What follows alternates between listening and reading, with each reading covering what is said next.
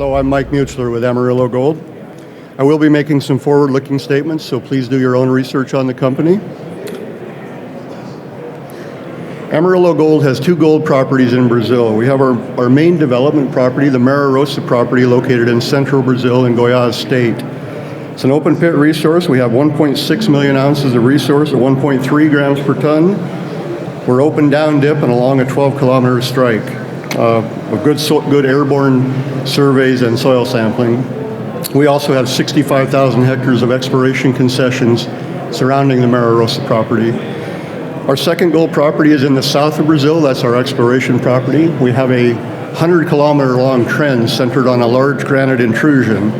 We have 22,000 hectares of exploration properties there, 22 targets where there's a significant amount of historical garimpero workings from the late 1700s on into the early 1900s. We have 523,000 ounces of resource on one of those properties.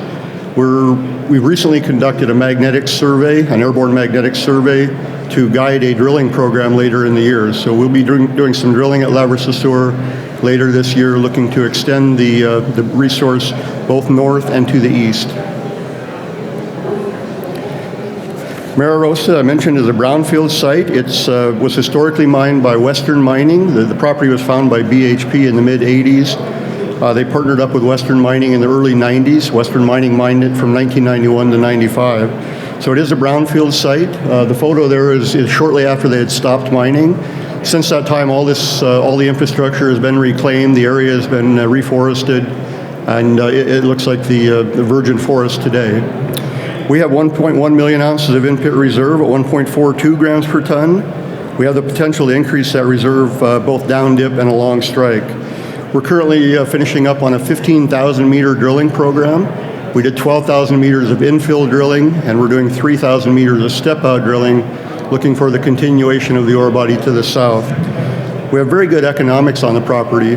We have a NPV5 of 244 million, after-tax IRR of 51%, and a 1.2-year payback at $1,200 gold. We have overwhelming central and local government support. We have our LP, the preliminary license. That's the social and environmental license. That required an environmental baseline study, an environmental agency approval, and it required community meetings and community support. We received that permit in 2016, and our next step will be to apply for the license to install in mid-2019. I'm not going to spend a lot of time on our Largo Resources property. That is our exploration property, and there'll be more exciting news to come on that following a drilling program later this year. As are many companies here, we're significantly undervalued. We currently trade at a multiple of about 0.1 of our NPV5, and we're trading at about $25 per ounce of reserve. When we look at our peer group, we see that our share price could triple or quadruple in the short term and be in line with our peer group.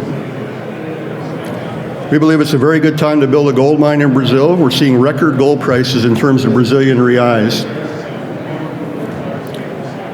Our resource and reserve, we have 31 million tons of 1.3 grams per ton for 1.25 million ounces of measured and indicated, and 330,000 ounces of inferred. Our 12,000 meter infill drilling program this year was targeting that 330,000 ounces of inferred, looking to move a portion of that into measured and indicated so that we can include that in a feasibility study mine plan.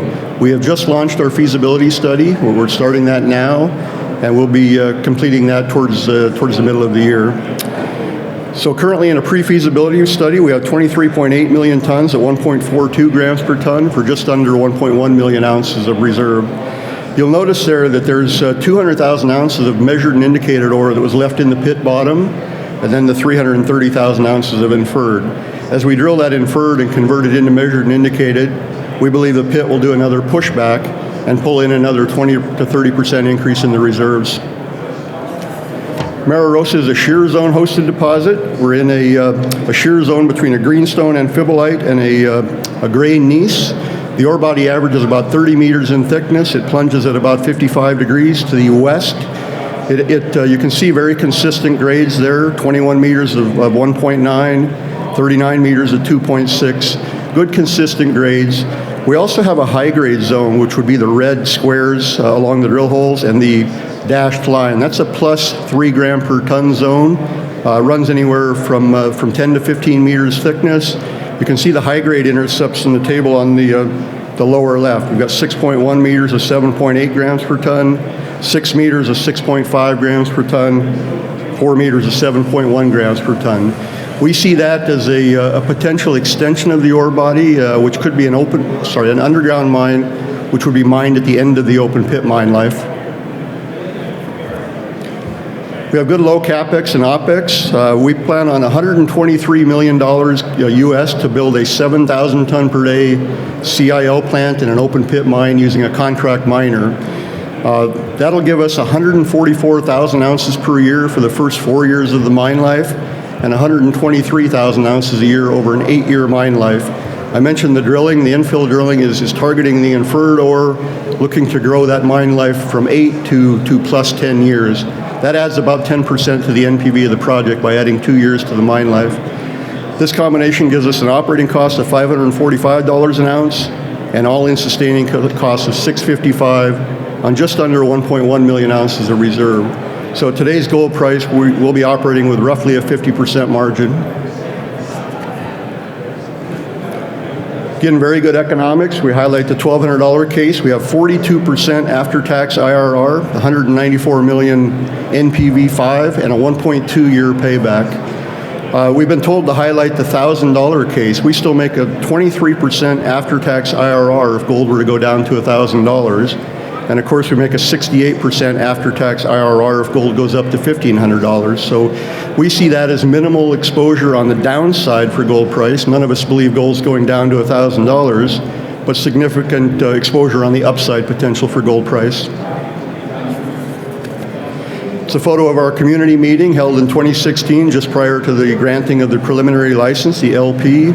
Very strong community support. Over 600 people in attendance this meeting. The town is about 10,000 people. I'm told that only one person spoke with any opposition on the project, and that's the farmer who complained that when the mine reopened, he would have to start paying his farm laborers more money to compete with the mine. So we like that complaint. We'll be raising the standard of living of the community.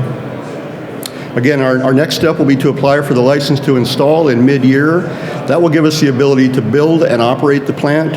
Then once the plant is up, full commercial production, we'll be granted the final LO, the operating license. Our schedule, we're exactly on track with where we said we would be a year ago. We completed a pre-feasibility study update in September.